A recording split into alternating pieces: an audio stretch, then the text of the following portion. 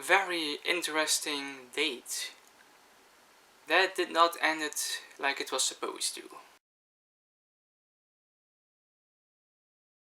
Hello everybody, I'm Jay Mere and welcome to my review for a new 2024 movie, the movie Strange Darling. And this movie is also one of the movies that I have seen in the last month, September. I had not the time to review it back then, but I still want to talk about this movie. I want to share my thoughts because for me, Strange Darling is definitely the surprise of this year. I really had a blast watching this movie, and maybe that has something to do that I did not know that much about the movie going in the theater and watch it, and I hear good things about it. Had good ratings. People were really praising this movie, and I wanted to see it for myself. I wanted to go in as blind as possible as I can. So I purposely avoided all the trailers, all the marketing, all the reviews. I didn't want to know anything about it. I wanted to see it for myself. So I went to the theater, very curious to see this movie. I was actually really looking forward to it for the release, and I have to say I had a blast with this movie. This movie was really amazing.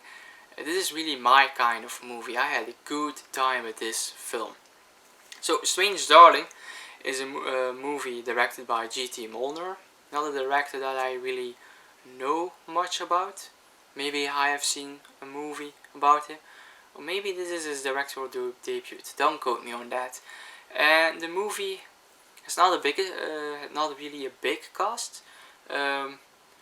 We basically focus on two characters, and these characters are played by Willa Fitzgerald and Kyle Gallner, and both do a perfect job in this movie. I really think they play their parts in this movie really to perfection, as perfect as it can be. They really make this movie work. They make this movie entertaining. So the acting was really well done by those two, and it was actually nice to see Kyle Gallner again. This is an actor that I know from some horror movies from the beginning of the 2010s. Like, he was in Jennifer's Body. He was even in the Nightmare on Elm Street remake, which I really thought he was a cool character in that movie. And then I have not seen him anymore, and now I have seen him again in this movie, and he really was great in this movie. And what is the movie about? I'm gonna be very vague about this because I also want you to go into this movie as blind as possible. I really want you to be surprised by this movie. The movie is about a date, or a man and a woman. They meet during a night, and they go to a motel to talk about each other a bit more, and to do other stuff. And then what seemingly is supposed to be a romantic date quickly turns into a cat and mouse game in which one of them is supposed to be a serial killer. So that's basically the plot. More I cannot say, the rest you have to check out yourself.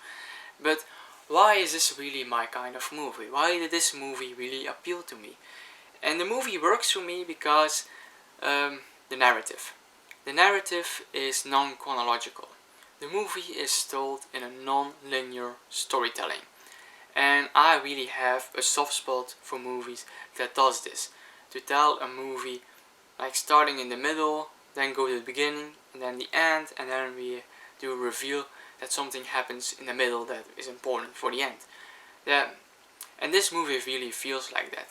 It's like the story is written from A to B, then they chop the movie, and then they just switched around, and you really start in the middle of the movie, then you go to the beginning, then you see something from the end, you go back to the beginning, and I really love that. And also working with chapters, and this new chronological order of the things makes actually sense, and to an extent that it actually makes the movie more interesting, more captivating, and actually more entertaining, because the movie would not have had the same effect if it was told from A to B.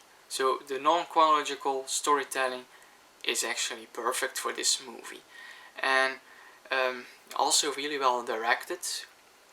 There are some amazing scenes in this movie, like in the beginning we see an amazing car chase that was really entertaining. Also when the opening credits come on the screen, we see basically Willa Fitzgerald running to the field. All these images has something, they make the movie more cool. And now there are also parts of this movie in which there is no dialogue, and I don't think the movie needed that much dialogue, because the lesser interesting parts of the movie are the parts in which the two characters basically talk with each other. Like chapter 1 is actually my least favorite chapter, it was the least interesting, but all the other chapters I really adored, especially chapter 3 and 5, when there are no really much spoken words, and then the director really focusing on showing us these things instead of telling, and he actually does it in a really interesting way. So that's also a big plus I can give this movie. And also the violence, there is some violence in this movie. It's actually a very entertaining way of using violence in a movie, so that's also a big plus on this movie. So actually can say that I was surprised by this movie, that it was a really amazing good time at the theaters with Strange Darling, so I definitely recommend this movie. And definitely go in as blind as possible and just let the movie surprise you, and then you might get a blast for this movie. Or maybe it's just not your thing, that's always possible, but give it a shot. This movie deserves a shot.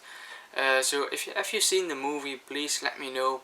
What did you think about the movie? Were you a fan of this non-chronological way of telling the story? Let me know below in the comments, would love to read those. And if you want to see more reviews of me in the future, always be free to subscribe to my channel. Until the next time.